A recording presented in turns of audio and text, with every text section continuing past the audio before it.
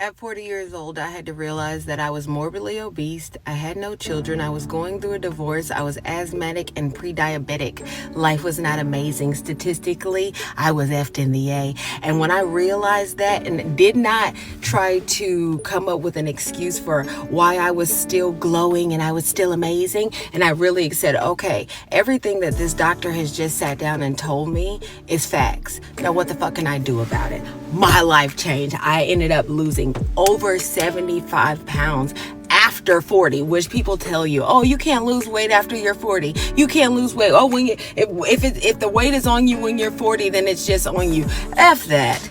F that. Tell them Tamika said F that. Like, all you have to do is use all of that, especially that strong black woman. For all of my women out here, like, oh, you're a strong black woman. I fucking hate that. Like, when you are understanding that the only strength that you need to do is put all of that anger, all of that passion, all of that drive into making yourself as healthy as you can be, your life starts to shift. It starts to change. You might can't change everything else in the world. You might not know when love is going to come again. You might not know when you're going to get $1 million.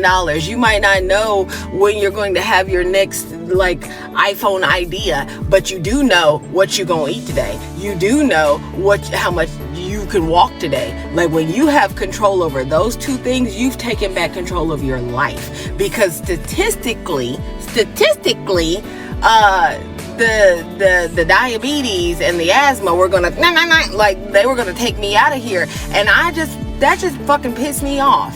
That pissed me off, especially to be 262 pounds, because life had just kind of been a little bit rough. I'm going to be honest with you. Life was not amazing, and because of that, I used my coping mechanism, and my coping mechanism was eating. And so I addressed my weight loss as a food addiction. I treat food like it's just really like my addiction. Like, no different than somebody would if it was any other drug, heroin, fentanyl, meth, whatever like that. Like, whenever I felt stressed, that's where I went to. So when I looked at it like that, I could shift what I had control over. And knowing that was how I was able to come up with a plan, come up with systems where if you see right now, it's the booty butt crack of dawn, and I'm up and I can go work out, and I can go show up for myself. Before I show up for a family, before I show up for a job, I must show up for the person I was sent here on earth to show up for before everybody else. And that was me. And that's not selfish.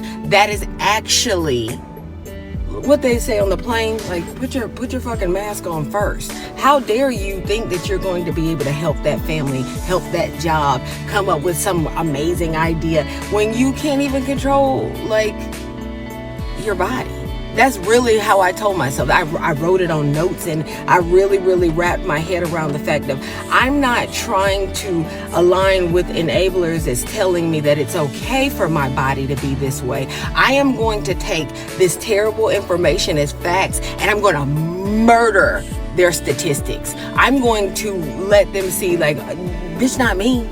Bitch, I mean, I bet you I can show. I might don't have the answer for everything else, but bitch, I can walk 10,000 steps.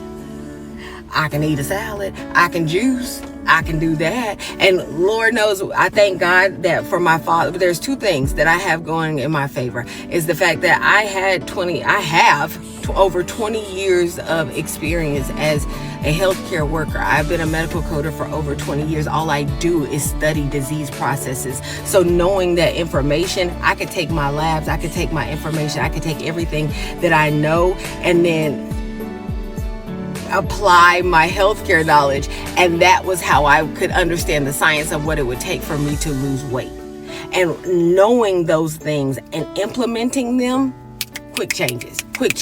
So that idea that, oh, you're over 40, so you can't improve your health. Fuck that. That's a lie.